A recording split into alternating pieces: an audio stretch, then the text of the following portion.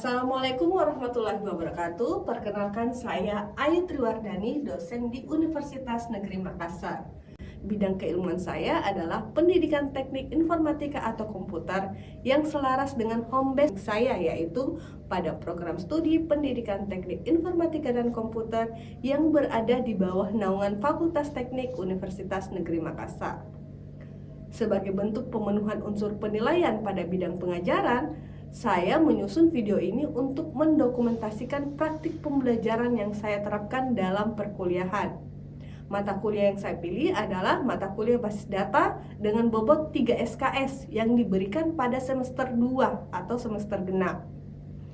Adapun deskripsi mata kuliahnya, yaitu mata kuliah ini adalah mata kuliah yang memberikan pemahaman dan penguasaan mengenai konsep-konsep basis data, perancangan basis data dalam membuat sebuah database, teknik pembuatan dan normalisasi data, penggunaan bahasa query untuk pencarian, pengurutan, penyaringan, penghapusan, dan update data, serta pembuatan program aplikasi basis data dalam pengembangan sistem pengolahan data berbasis komputer, serta penggunaan basis data dalam sistem informasi. Selanjutnya, capaian pembelajaran mata kuliah atau CPMK-nya meliputi 1. Mahasiswa mampu melakukan manajemen basis data secara efektif dan efisien. 2. Mahasiswa mampu membangun basis data dan melakukan manipulasi data menggunakan SQL. Yang ketiga, mahasiswa mampu menganalisis kebutuhan dan pengembangan basis data sesuai konteks. Dan yang terakhir, yang keempat, mahasiswa mampu merancang dan mengimplementasikan aplikasi basis data sebagai solusi teknis. Selanjutnya, materi pembelajaran yang diajarkan meliputi 1. Konsep dasar basis data, 2. Diagram hubungan entitas atau entity relationship diagram. Yang ketiga, normalisasi data atau normalisasi tabel dalam basis data. Yang keempat, dasar-dasar perintah dalam bahasa SQL. Yang kelima, SQL dalam membangun struktur dasar basis data. Yang keenam, SQL dalam merancang dan memanipulasi data. Yang ketujuh, SQL dalam mengelola user dan hak akses sistem basis data.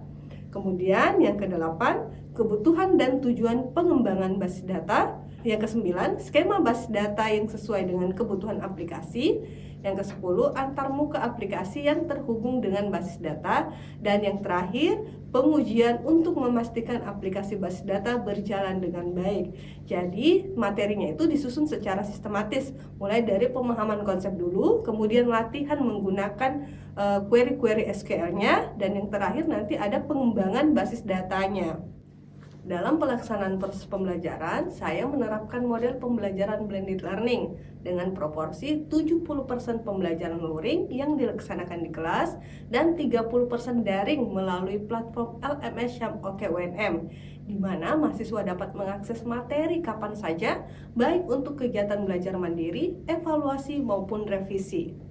Metode yang digunakan mencakup 1. Ceramah interaktif untuk membangun pondasi konsep basis data. Yang kedua, case-based learning untuk membahas permasalahan kontekstual secara nyata. Serta project-based learning yang melatih mahasiswa untuk merancang dan membangun aplikasi basis data.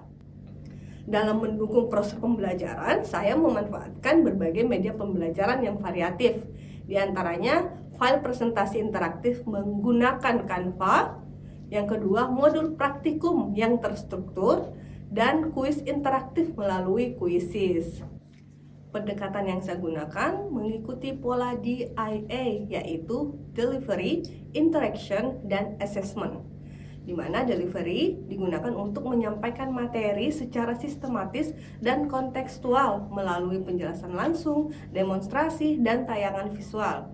Dan untuk proses interaction-nya, mahasiswa didorong untuk aktif berdiskusi, menganalisis studi kasus, menyelesaikan latihan, dan bekerja dalam kelompok menyusun proyek. Dan yang terakhir, assessment, yaitu evaluasi hasil belajar melalui kombinasi kuis, tugas, individu, dan kelompok, proyek akhir, serta UTS dan UAS.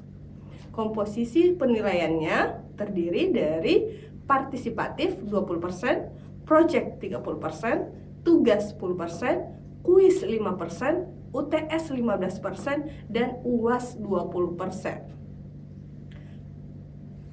Selanjutnya, saya akan menampilkan dokumentasi atau cuplikan proses pembelajaran yang telah saya lakukan dalam mata kuliah ini sebagai bentuk implementasi dari pendekatan pengajaran yang saya terapkan. Demikian yang dapat saya sampaikan. Selamat menyaksikan. Wassalamualaikum warahmatullahi wabarakatuh. Bismillahirrahmanirrahim. Assalamualaikum warahmatullahi wabarakatuh. Waalaikumsalam warahmatullahi wabarakatuh. Dan selamat pagi semua. Pagi, Bu. Oke, baik. Jadi hari ini kita bertemu kembali di mata kuliah apa? Basis data. Basis data. Oke, jadi hari ini kita sudah masuk pekan kedua ya. Pekan lalu kita sudah membahas dasar-dasar atau pengenalan apa itu basis data. Kita juga sudah bahas kontrak perkuliahannya. Hari ini pekan kedua, sebelum kita mulai perkuliahannya, ada baiknya kita berdoa dulu. Semoga perkuliahan hari ini memberikan manfaat dan bernilai ibadah untuk kita semua ya. Berdoa menurut agama dan keyakinan masing-masing, dimulai.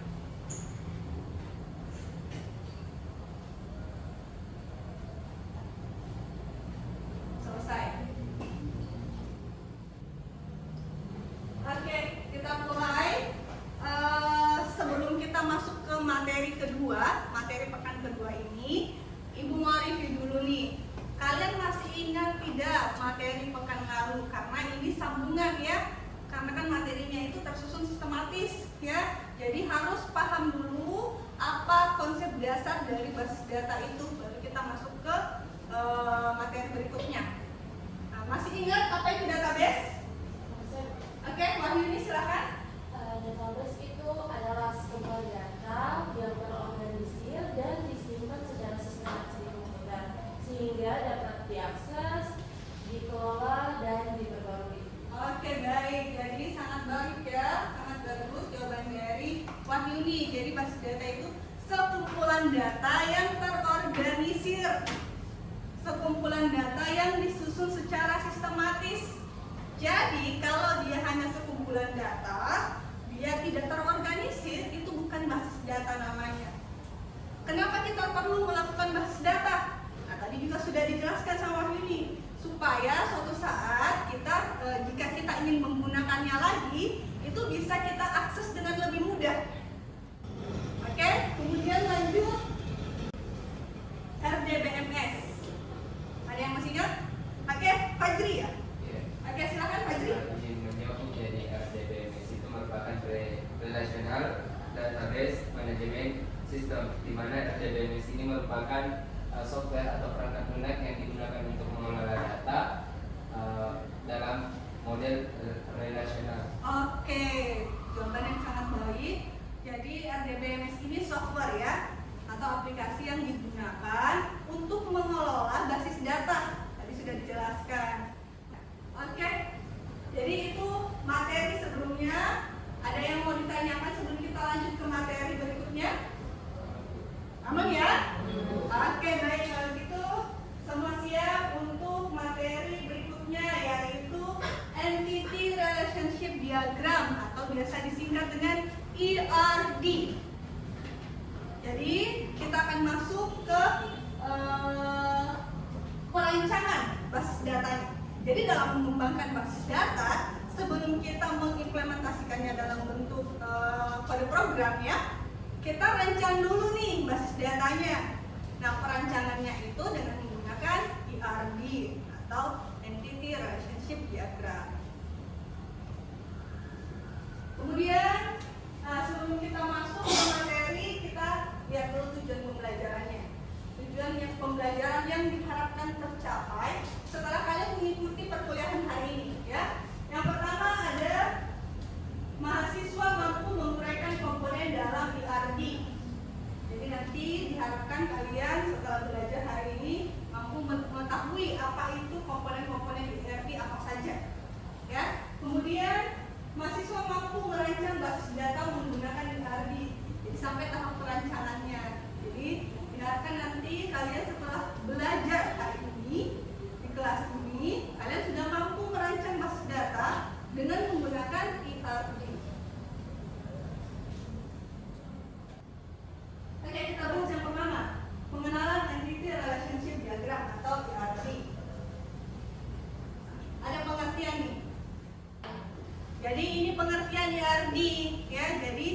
YRD ini diagram yang digunakan untuk membantu kita merancang sebuah basis data dengan model relasional. Komponen utama YRD ada 3, tadi sudah disebutkan di awal, ya. Ada entitas, atribut, dan relasi. Kita akan bahas satu persatu. Yang pertama, entitas. Jadi entitas ini intinya adalah objek yang memiliki data, ya. Entitas ini ada 2 nih modelnya, ada 2 bentuknya. Ada objek fisik dan ada objek konsep. Ibu rasa semua paham ya apa maksudnya sih objek fisik, itu yang bisa terlihat secara kasat mata, ya, bisa dilihat secara langsung. Kalau objek konsep ini dia berupa misalnya contohnya pekerjaan, rencana, itu juga bisa berupa entitas atau objek, ya. Kemudian komponen yang kedua, atribut. Pengertian atribut ini, atribut adalah karakteristik dari sebuah entitas. Jadi entitas tadi itu objeknya, atribut ini adalah karakter dari objeknya. Nah, kita langsung ke contoh deh biar paham. Nah, misalnya nih, ada entitas pegawai, ya, atau objeknya adalah seorang pegawai. Maka atributnya bisa berupa nama KTP, nama, alamat, tanggal lahir, jenis kelamin, dan status, dan lain-lain. Ya, seperti itu. Atau contoh lain, misalnya entitasnya apa di atas? Mobil. Oke, berarti atributnya ada apa saja?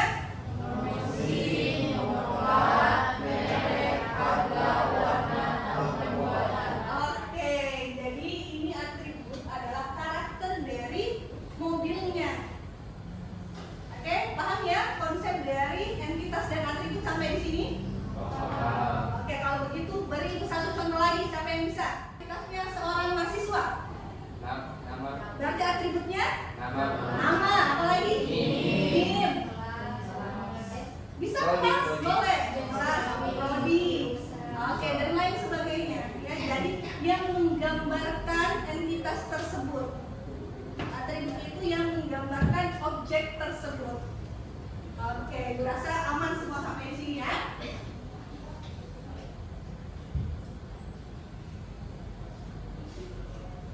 Kemudian yang ketiga ada relasi, ya. Relasi itu hubungan, namanya saja relasi, ya. Hubungan antara entitas yang satu dengan entitas yang lainnya. Misalnya tadi di sini dikasih contoh mahasiswa, berarti mahasiswa entitas, ya. Entitas 1 mahasiswa, entitas 2 mata kuliah. Nama hubungannya apa? Mengambil. Kemudian dosen mengajar mata kuliah. Entitasnya apa?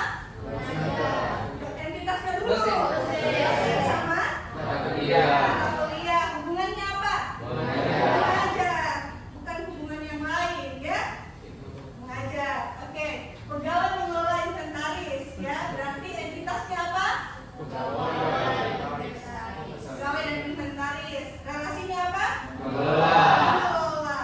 Kalian perhatikan di sini, relasi biasanya diberi nama dengan kata kerja.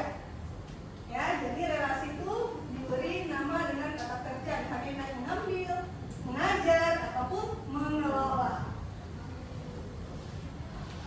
Oke, ada yang mau kasih contoh relasi yang lain? Silakan angkat tangan.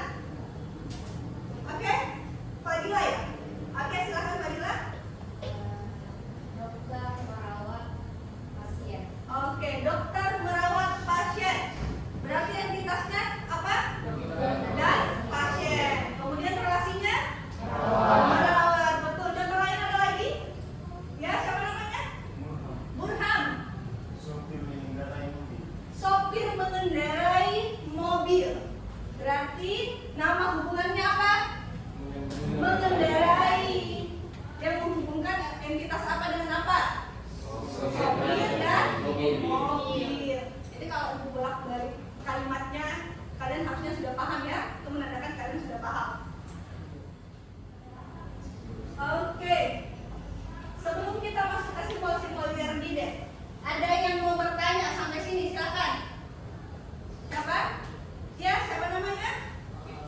Sip. Faiz.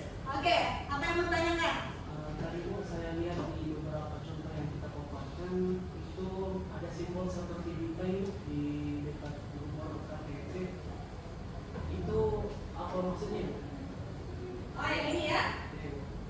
Yang tadi nomor KTP ya. Nomor mesinnya. Dengan nomor mesin. Iya. Ada yang tahu apa maksudnya? Ya, Fajri? Sebagai primary key. Betul, sebagai atribut primary key. Apa itu atribut primary key? Pembeda. Iya betul ya. Jadi atribut primary key itu pembeda. Jadi atribut yang menjadi ciri khas dari sebuah data. Atribut primary key ini tidak boleh sama. Jadi makanya dia menjadi ciri khas. Makanya contohnya di sini nomor mesin. Nomor mesin sebuah mobil itu tidak ada yang sama. Kalau merek nomor plat masih bisa sama, ya. Kalau dia berbeda daerah nomornya, tapi kodenya pasti berbeda, ya, walaupun nomornya sama. Kalau merek kan pasti ada satu merek, ada banyak mobil ya. Nah makanya yang menjadi ciri khas yang kemungkinan tidak ada sama, itulah primary key-nya yang dijadikan primary key. Bagaimana Pak Is, sama? Oke. Ada lagi pertanyaan lain? Ya? Siapa namanya?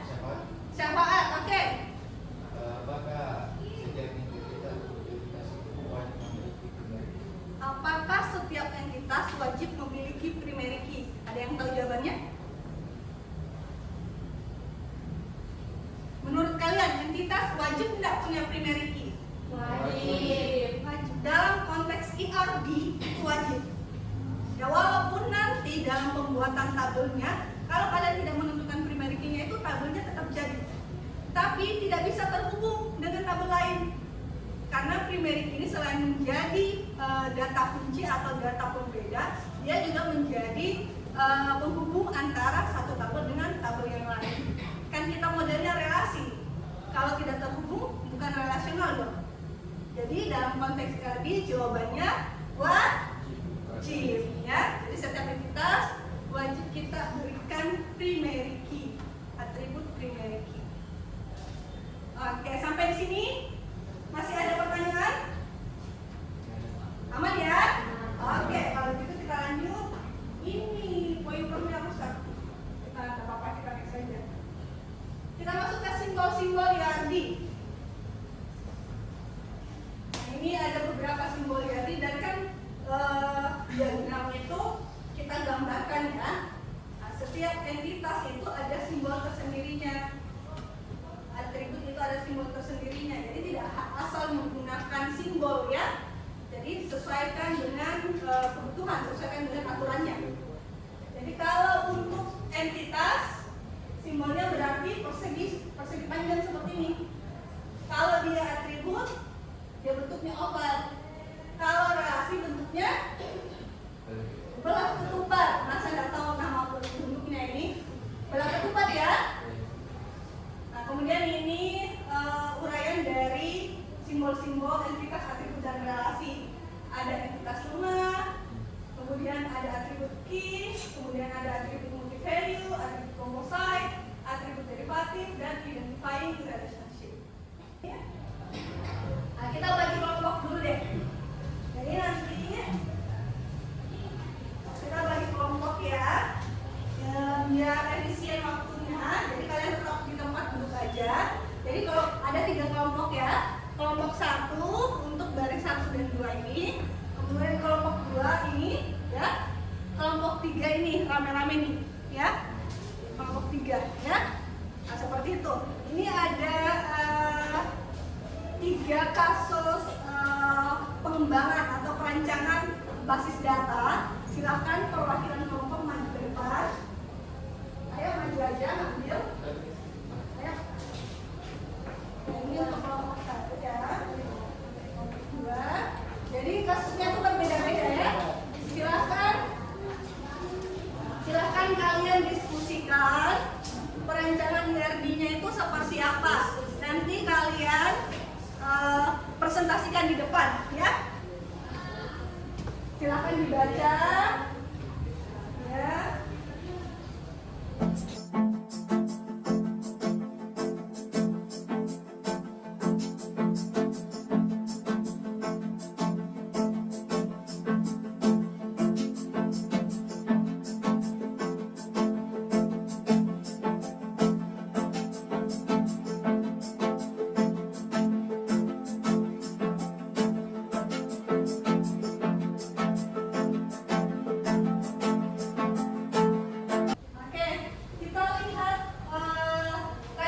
pertama dari kelompok berapa yang dapat sistem manajemen gudang di toko X?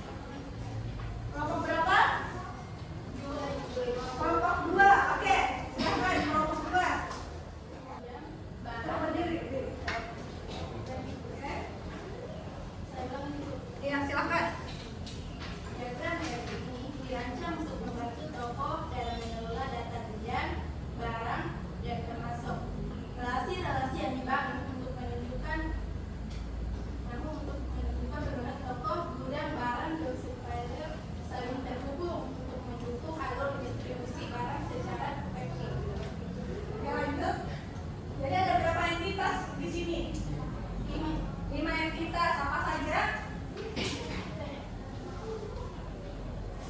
Gudang, supplier, barang. Oke. Langsung dikasih kedua ya. Sistem manajemen obat di apotik. Siapa kelompoknya siapa? Kelompok 1 ya. Silakan dibaca, dijelaskan. Silakan dijelaskan. IRD ini menggambarkan bagaimana pelanggan yang bisa obat, bagaimana pegawai dan menggunakan obat, serta bagaimana setiap transaksi pemesanan dicatat dengan lengkap. Misalnya menunjuk apotek untuk mengatur data pelanggan, transaksi, serta manajemen obat dengan baik. Untuk entitas pada IRD ini ada 3. Yang pertama yaitu pelanggan, kedua yaitu pegawai, dan terakhir yaitu obat. Sangat baik ya tadi dari kelompok 1 ya. Penjelasannya, perancangan IRD-nya untuk sistem manajemen obat di apotek ya. Kita lanjut ke entitas ketiga yaitu sistem manajemen kamar hotel. Dari kelompok 3 ya. Iya. Silakan. Oke, terima kasih. Untuk ERP manajemen kamar hotel Ibu, ini sangat membantu hotel dalam mencatat data tamu, kamar, dan setiap transaksi menginap secara lengkap sehingga mendukung manajemen reservasi, pengelolaan kamar, serta perhitungan biaya secara akurat. Oke. Nah, ERP ini Bu terdiri dari 3 entitas, yaitu kamar, tamu, dan menginap. Oke. Cukup ya. Terima kasih kelompok 3 tadi ya. Kelompok 3 sudah merancang sistem manajemen kamar hotel basis data dan sistem manajemen kamar hotel dengan menggunakan IRD. Baik, dari sudah sangat bagus semua ya rancangan IRD-nya. Sekarang kita lanjut lagi.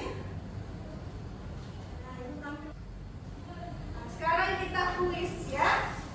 Silahkan disiapkan perangkatnya. Ya, kita kuis dulu. Ibu mau lihat sejauh mana pemahaman kalian. Kalau tadi kan kerja kelompok ya, jadi sama-sama. Sekarang individu ya, penilaian individu. Silahkan diakses kuisis dulu. Ibu tampilkan juga di sini ya. Waktunya kita kuis. Oke, jadi untuk kuisnya hari ini kita menggunakan platform Quizzes atau sekarang namanya Wayground Forming Quizzes ya.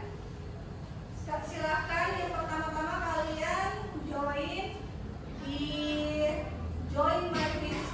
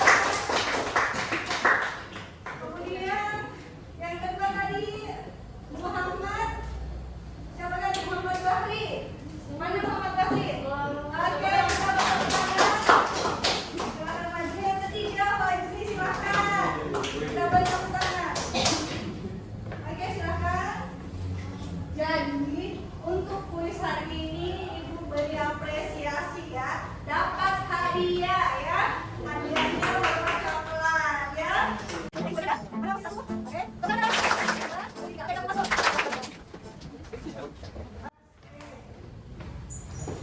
Baik, jadi